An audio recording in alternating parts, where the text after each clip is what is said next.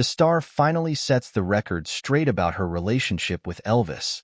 As the final credits to the movie Priscilla rolled at the Venice Film Festival last year, lead actress Cailee Spaeny fidgeted nervously in her seat. Next to her sat Priscilla Presley, the woman whose life she'd just laid bare on the screen in front of them. She turned to me and said, "I watched my life through you and through this movie," Cailee, 25, later shared. And the weight off my shoulders when she said that was massive. I broke down in tears. Priscilla has spent a lifetime in a gilded cage, known as the woman who married Elvis, the king of rock and roll. Then, she was the woman who gave birth to Elvis's child. Then, the woman who left Elvis. Now, as executive producer of Oscar-winning director Sofia Coppola's new biopic, she is getting to see her story being told on her own terms. At 78, it seems Priscilla feels she is finally being seen as a person in her own right.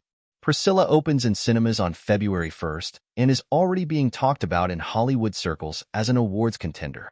Based on Priscilla's memoir Elvis and Me, it traces her extraordinary life.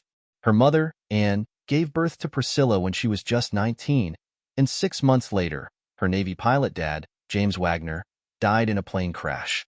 3 years later, and tied the knot with Air Force officer Paul Beaulieu, and Priscilla, a shy, pretty little girl, moved with her family to different air bases every few years. By 1959, the Beaulieus were based in West Germany, and Elvis, age 24 and already a big star, was doing his military service in the same town. The two met at a party at the singer's home, and despite the Beaulieu's concerns about the age difference, they allowed them to see each other. "People think, oh, it was sex," Priscilla said recently. "No, it wasn't. He was very kind, very soft, very loving.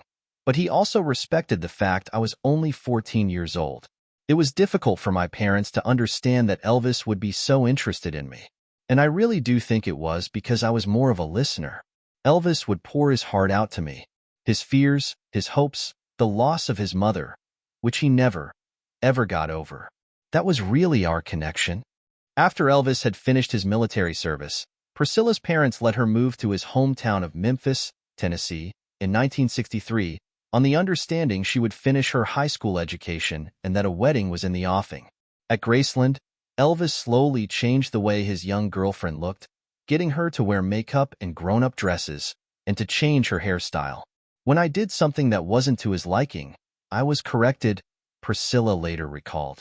Elvis was addicted to prescription drugs, and he often gave Priscilla uppers to keep her awake at school and downers to bring her down from her highs.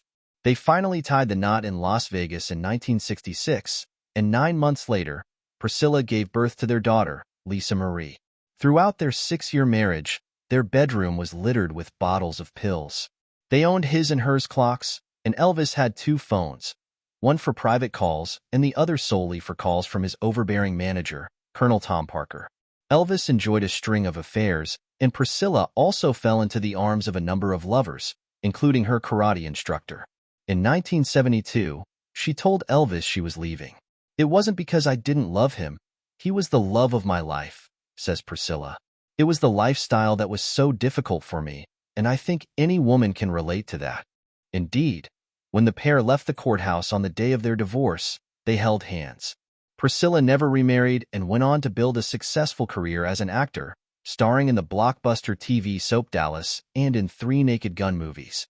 After Elvis's death in 1977, aged 42, she turned Graceland into a successful tourism destination, securing daughter Lisa Marie's financial future.